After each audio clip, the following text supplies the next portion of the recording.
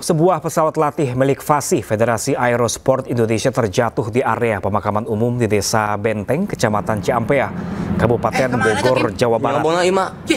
Mantan Kadispen AU, Marsma Fajar Adrianto, meninggal dunia sementara satu orang lainnya luka berat. Atau pesawat di makam. Lama banget. Sebagiannya kurang teleponnya kadang.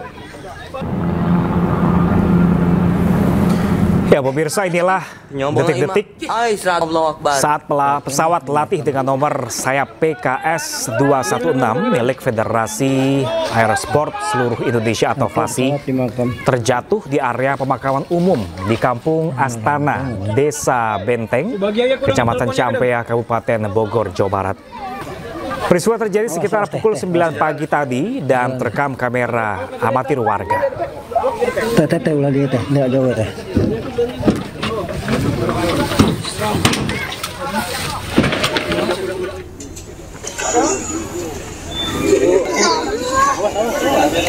Petugas dan warga kemudian mengevakuasi korban pesawat jatuh.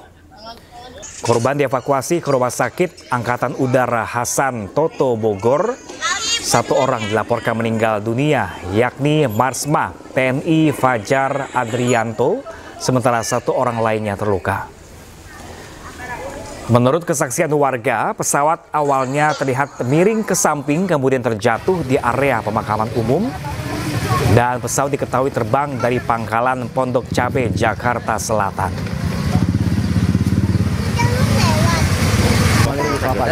Bang, izin. Lukanya di bagian di Brunei. Terus? Emang kondisi kapal udah miring tuh bang. Udah miring-miring. Posisinya terbangnya juga udah rendah. Terus? Dengar tadi ada berita kapal jatuh di Astan. Makanya saya langsung ke sini. Artinya nggak jauh dari lokasi yang nggak tadi miring-miring itu. Tadi, cuman ini kan di Astana di Ini Benteng. pesawat dari mana ini, Mang?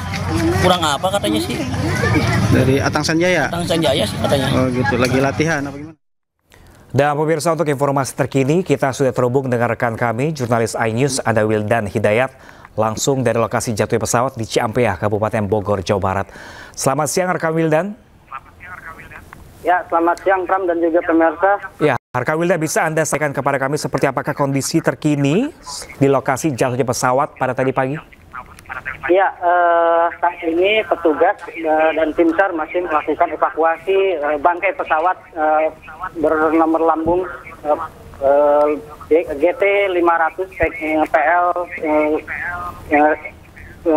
579.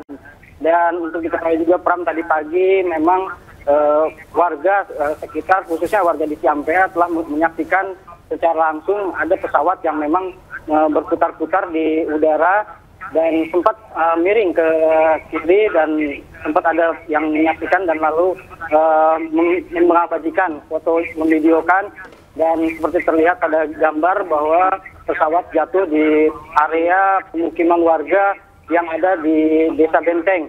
Dan saat ini kedua korban, baik yang luka-luka maupun yang meninggal dunia, dibawa ke Rumah Sakit Hasan Toto Atang Sanjaya, Kabupaten Bogor. Demikian, Pram. Ya, Wildan, pesawat jatuh di area pemakaman dekat permukiman. Apakah sedekat itu dengan permukiman warga di sana? Iya, Pram, area pemukiman ini memang dipenuhi dengan perkebunan seperti terlihat di belakang, dan juga ada pemakaman kurang lebih sekitar 3-4 hektar. Pemukiman warga ada sekitar beberapa rumah yang berada di area benteng ini, Pram. Oke, mengingat tadi Anda katakan evakuasi masih terus berlanjut oleh petugas di sana, apakah hingga saat ini lokasi jatuhnya pesawat masih steril kan? Ya, saat ini petugas dari tim SAR gabungan, terutama dari TNI Angkatan Udara Atang Sanjaya, sudah melakukan sterilisasi di wilayah TKP tempat kejadian perkara, dan bangkai kapal pun tadi sudah ditutup dengan terpal. Demikian, Pram. Oke, bagaimana dengan kondisi dua awak pesawat? Dikabarkan satu orang meninggal dunia, rekan Wildan. Ya, sampai sejauh ini tadi sempat saya berbincang dengan warga sekitar karena mereka menyaksikan adanya dugaan mayat yang sudah dibawa oleh pihak dari ambulan. Satu orang meninggal dunia dan satu orang mengalami luka-luka, dan sudah dibawa ke Rumah Sakit Hasan Toto Atang Sanjaya, Kabupaten Bogor, Pram. Oke, satu orang diketahui identitasnya adalah mantan Kadispen AU, TNI Fajar Adrianto. Bagaimana dengan identitas satu orang lagi, rekan Wildan? Ya, satu orang lagi inisialnya R. Ia merupakan masyarakat sipil biasa dan tengah menempuh pelatihan penerbangan. Demikian, Pram. Oke, kalau saat ini korban selamat dibawa ke rumah sakit mana, rekan Wildan? Di Rumah Sakit Santoto yang ada di Pangkalan Atang Sanjaya, Pram. Kalau dari lokasi jatuh pesawat dengan posisi atau jarak rumah sakit, apakah berjauhan? Kurang lebih sekitar 4-5 km antara lokasi jatuhnya pesawat dengan Rumah Sakit Atang Sanjaya, Pram. Terkait dengan tujuan terbangnya pesawat lain tersebut, apakah sudah diketahui, rekan Wildan? Ya, sejauh ini saya belum ada konfirmasi jelas atau konfirmasi lengkap dari pihak maskapai maupun dari pihak Atang Sanjaya. Mengingat tadi saya sempat di lapangan pun sempat diberikan arahan oleh pihak Atang Sanjaya, masih menunggu arahan dari Pentak. Demikian. Oke, baik. Kalau kronologi jatuhnya pesawat seperti warga sekitar, apakah sempat menyaksikan? Iya, warga sekitar seperti tadi saya sampaikan memang sempat melihat adanya pesawat yang di udara melayang-layang dan miring, dan hingga ada yang memvideokan dan juga sempat ada yang menyaksikan secara langsung pada saat titik-titik pesawat itu jatuh di lokasi area pemakaman yang ada di Desa Benteng ini, Pram. Detik-detik sebelum pesawat jatuh, apakah ada saksi mata saat itu, rekan Wildan? Ya, tadi sempat saya menyatakan ada seseorang yang memvideokan dan berdasarkan video amatir warga, namun hingga saat ini saya masih bisa memastikan siapa yang memvideokan video tersebut, dan sampai dengan saat ini pula saya belum mendapat konfirmasi dari pihak maskapai maupun dari Atang Sanjaya, Pak. Oke, kalau ini penyebab awal jatuhnya pesawat, apakah sudah bisa dipastikan, rekan Wildan? Ya, kalau menurut saksi mata tadi warga melihat bahwa pesawat sebelum memutar-mutar di udara, dia sempat terjadi kebakaran di udara, Pram, hingga terjatuh pada lokasi yang ada di Desa Benteng ini, Pram. Artinya, rekan Wildan Hidayat, apakah ada dugaan kalau adanya kerusakan mesin pesawat? Ya, menurut saksi mata tadi memang pesawat sempat terjadi kebakaran di udara, dan memang di area Ciampea ini gunung kapur, Pram. Namun tidak terjadi tabrakan ataupun hal-hal yang tidak diinginkan. Tadi sempat disampaikan sama masyarakat bahwa memang ada didugaan terjadinya konsleting dari pihak pesawat tersebut, Pram. Oke, ini terbang dari Jakarta Selatan, rekan Wildan Hidayat. Apakah sudah diketahui tujuan latihannya tersebut pada hari ini untuk apa? Kalau informasi yang saya peroleh tadi, itu kan pesawat latih, Pram. Pesawat latih ini merupakan pesawat untuk berlatih mengendalikan pesawat jenis latih layang seperti yang ada pada video, Pram. Jadi kalau menurut Anda dan warga sekitar lainnya, apakah memang setiap minggu atau rutin ada pesawat latihan yang melintas di kawasan Ciampea? Di kawasan Ciampea ini memang berdekatan dengan pangkalan udara milik TNI Angkatan Udara, ya. Namun, Pram, di pangkalan udara di Ciampea ini tidak begitu signifikan untuk melakukan pelatihan, Pram. Dan untuk diketahui bahwa pesawat ini berangkat dari Pondok Cabe, Jakarta, melintas di wilayah Ciampea ini, Pram. Kalau sejauh ini, rekan Wildan, apakah sudah ada pernyataan resmi dari FASI itu sendiri? Sampai sejauh ini belum ada keterangan resmi dari pihak TNI Angkatan Udara maupun dari maskapai, Pram. Oke, baik. Wildan Hidayat, kami masih menanti informasi terbaru dari Anda langsung dari jatuhnya pesawat tadi pagi. Terima kasih dan selamat bertugas kembali. Dan pemirsa, untuk membahas lengkapnya pemirsa terkait peristiwa jatuhnya pesawat latih ini, pemirsa, kami telah terhubung dengan pengamat penerbangan, ada Alfili di sambungan Zoom. Selamat siang. Selamat siang, Mas Ram. Ya, Bapak bisa dijelaskan Bapak, apakah ini menurut Anda adanya dugaan kerusakan pada mesin? Dari informasi yang saya dapat, ini bukan masalah mesin ya, dan dari video yang beredar saya lihat juga tidak ada masalah pada struktur pesawat. terlihat pesawat sebetulnya masih terbang normal, kemudian berputar balik 180 derajat walaupun sudutnya itu agak tajam ya. Dan itu yang saya khawatirkan ketika berputar tajam itu kemudian mengalami stall, kehilangan daya angkat, kemudian pesawat menukik menghujam ke tanah.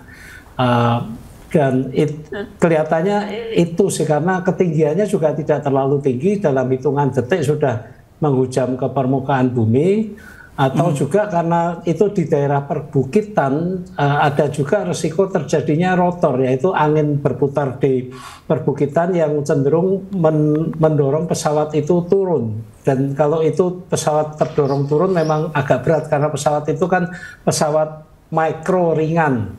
Berat bobot totalnya termasuk dengan pilot dan penumpangnya itu tidak lebih dari 600 kilo. Artinya Pak Alvin, ini kontur tanah perbukitan ini juga mempengaruhi pesawat itu terbang? Jelas, karena ini pesawat kan mikro ringan. Jadi ketika ada angin yang kencang, ada rotor yang angin yang berputar yang mendorong pesawat itu turun, itu agak sulit untuk keluar dari sana, butuh waktu itu. Jadi ya kita dari sekilas tadi sih tidak ada ini kelainan pada struktur pesawat. Dari foto-foto yang beredar juga sayap kondisi normal. Teman-teman yang di daerah sana juga mendengar konon sebelum pesawat itu jatuh juga sempat open throttle, yaitu menambah tenaga. Jadi kelihatannya pilot juga berusaha menambah tenaga pesawat agar bisa tidak menukik pesawatnya. Demikian. Iya, Pak Alvin, jadi artinya pesawat ringan ini memang sepertinya biasa digunakan untuk latihan seperti itu? Iya, saya tidak menggunakan kata latih ya, karena pesawat ini kan fungsinya bukan sekedar untuk latihan, ini adalah pesawat olahraga. Sehingga lebih tepatnya ini adalah pesawat olahraga, kemudian klasifikasinya adalah mikro ringan karena bobot totalnya di bawah 600 kilo. Kemudian jenis, tergantung dari jenis sayapnya, ini tergolong dalam fixed wing.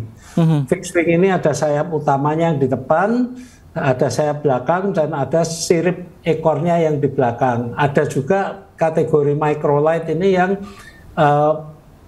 sayapnya bentuknya segitiga seperti layang-layang, itu yang disebut sebagai gantole bermotor. Kemudian juga ada yang menggunakan sayapnya parasut yang disebut sebagai paramotor. Jadi untuk kategori microlight ini ada tiga jenis sayapnya. Oke, Pak Alvin, ini kalau melihat kasus seperti yang terjadi tadi pagi ini, seberapa sering sih kecelakaan seperti ini menimpa di dunia penerbangan, khususnya untuk pesawat untuk jenis ringan seperti ini? Sangat jarang, Mas, sangat jarang. Ini juga bagi kami teman-teman yang aktif di olahraga dirgantara ini juga sangat terpukul ya terjadi seperti ini, karena sangat jarang terjadi seperti ini. Kalaupun ada kerusakan mesin, biasanya bisa mendarat darurat di tempat terbuka, di ladang, di lapangan terbuka, itu terkendali. Tapi kalau ini tadi terlihat menghujam, jadi bukan kalau mesin mati itu pesawat masih bisa melayang. Ini tadi menghujam ke tanah. Jadi belum diketahui apa yang menyebabkan pesawat tersebut menghujam. Pak Alvin, ini kita juga berduka Pak Alvin, karena ini adalah korbannya adalah Kadispen AU Marsma TNI Fajar Adrianto, yang memang kita kenal sudah sangat piawai menggunakan pesawat atau menerbangkan pesawat. Kalau Anda lihat penyebabnya selain dari perbukitan tadi, kira-kira apa yang menyebabkan hingga pesawat akhirnya jatuh? Iya, tadi selain dari angin rotor, angin perbukitan itu kemungkinan juga mengalami stall ya, karena berputar 180 derajat terlalu tajam, sehingga tidak mendapatkan lift atau daya angkat pada sayapnya, kemudian ketinggiannya tidak cukup untuk recover. Demikian, Mas. Oke, kalau Anda lihat dengan pesawat ringan seperti ini, tadi Anda bilang juga jarang terjadi kecelakaan. Sebenarnya ini seberapa aman sih pesawat ini bisa diterbangkan atau untuk latihan terbang seperti itu? Iya, pesawat-pesawat mikro ringan ini cukup handal ya. Perawatannya masing-masing pemilik ini yang merawat pesawatnya sesuai dengan manual. endurance daya tahan terbangnya tergantung dari tangkinya. Ada yang sampai 4 jam, ada yang hanya 3 jam. Kecepatannya juga cukup rendah sebetulnya, cukup sekitar 50 knot, 60 knot, dan stall speednya juga rendah, jadi sangat jarang bisa sampai stall. Mengenai kecepatan itu tergantung dari desain wingnya. Kalau jarak terbangnya cukup jauh, saya beberapa kali juga menggunakan pesawat microlight ini terbang dari Jakarta ke Semarang selama 3 jam juga nggak ada masalah gitu. Jadi hal-hal seperti ini sangat jarang terjadi kecelakaan. Demikian, Mas. Kalau risiko utama Pak Alvin ini dalam penerbangan menggunakan pesawat latih ringan seperti ini apa saja sebenarnya? Yang menjadi tantangan terberat adalah cuaca. Ketika terjadi angin kencang, terutama untuk pesawat ini yang diterbangkan hari ini, pesawatnya kan Quicksilver GT500. Perkiraan saya speednya nggak tinggi, mungkin hanya sekitar 50-60 knot. Ketika menghadapi angin kencang ini agak sulit untuk dikendalikan, jadi sulit maju dan agak terombang-ambing gitu. Lain-lain nggak ada masalah sih, karena untuk take off landing paling juga untuk take off itu butuh tempat lapang sekitar 200-300 meter itu udah cukup. Apalagi kalau untuk landing 100 meter juga cukup itu, asal tidak ada hambatan ya, tanah lapang 100 meter bisa landing. Jadi resikonya kecil sebenarnya. Oke, Pak Alvin Lee, kita akan tahan sebentar Pak Alvin Lee karena kita harus break sebentar. Pemirsa jangan kemana-mana karena Breaking News akan kembali sesaat lagi, jadi tetaplah bersama kami.